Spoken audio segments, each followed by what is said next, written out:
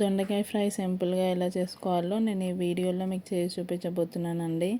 అందుకోసం ఒక ప్యాన్ తీసుకొని అందులోకి 2 స్పూన్ల ధనియాలు, 1 స్పూన్ జీలకర్ర, 3 స్పూన్ల వరకు శనగపప్పు, మీకు కావాలంటే మినపప్పు కూడా వేసుకోవచ్చు, నేను ఇక్కడ వేయట్లేదు.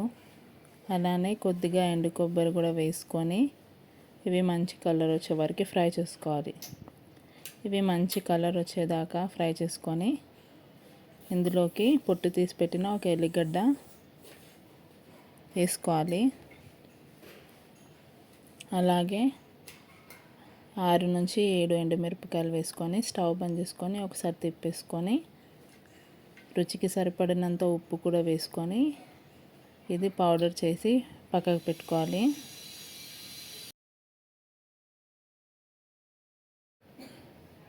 ఇప్పుడు ఇదే ప్యాన్ స్టవ్ మీద పెట్టుకొని అందులోకి 2 స్పూన్లు ఆయిల్ వేసుకోవాలి.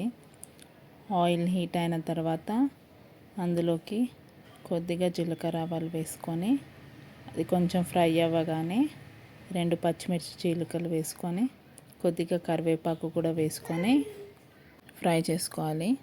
ఇది కొంచెం ఫ్రై అవ్వగానే ఆనియన్స్ వేసుకోవాలి.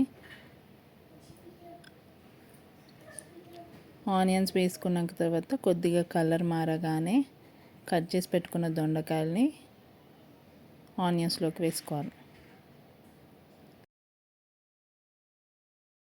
నేను ఇలా పొడవుగా కట్ చేసుకున్నానండి. మీకు కావాలంటే సర్కిల్గా కూడా కట్ చేసుకోవచ్చు. ఇది ఒకసారి ఆయిల్ మొత్తం కలిసే వరకు బాగా కలిపేసుకున్నాక తర్వాత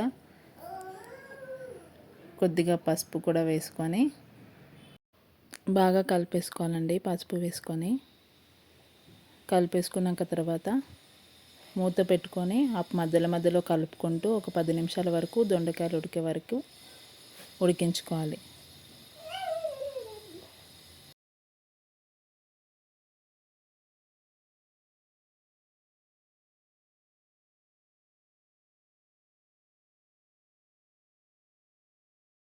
దొండకాయలు బాగా ఉడికినాక తర్వాత ఇందులోకి మనం ప్రిపేర్ చేసి పెట్టుకున్న మసాలా పౌడర్ ఏదైతే ఉంటుందో అది వేసుకోవాలండి. దొండకాయ 1/2 కేజీయే కాబట్టి నేను కొంచెమే పౌడర్ వేసుకుంటున్నాను. ఎక్కువ క్వాంటిటీ అయితే ఎక్కువ పౌడర్ వేసుకోండి. నేను ఇక్కడ 4 స్పూన్స్ వరకు పౌడర్ వేస్తున్నాను, అంటే హాఫ్ ఆఫ్ ద పౌడర్ వేస్తున్నాను ఇక్కడ.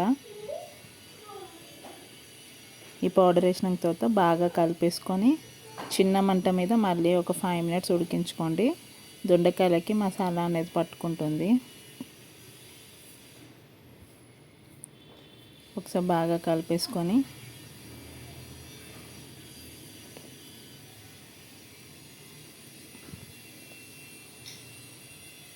చిన్న మంట మీద ఉడికించుకోవాలి, లేదంటే దొండకాయ మసాలా కారం మాడిపోతుంది.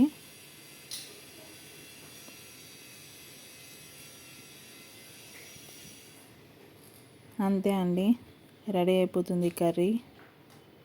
ఇది చపాతీలోకి చాలా బాగుంటుంది, పప్పన్నంలోకి చారన్నంలోకి సైడ్ డిష్ లాగా చాలా టేస్టీగా ఉంటుంది. ఒకసారి తప్పకుండా ట్రై చేసి చూడండి.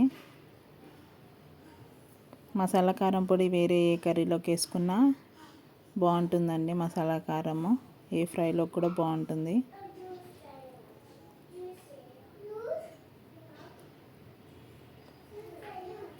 ట్రై చేసి ఎలా ఉందో మీ ఫీడ్బ్యాక్ని కామెంట్స్లో చెప్పండి. Thank you for watching.